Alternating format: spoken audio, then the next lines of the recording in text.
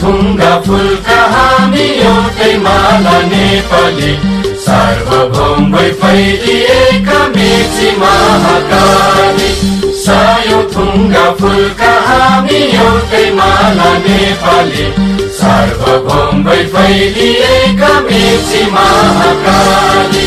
प्रकृतिका कोटि कोटि सम्पदाको आचल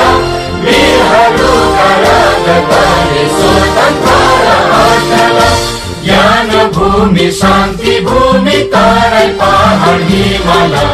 अखण्ड यो प्यारो हाम्रो मातृभूमि नेपाल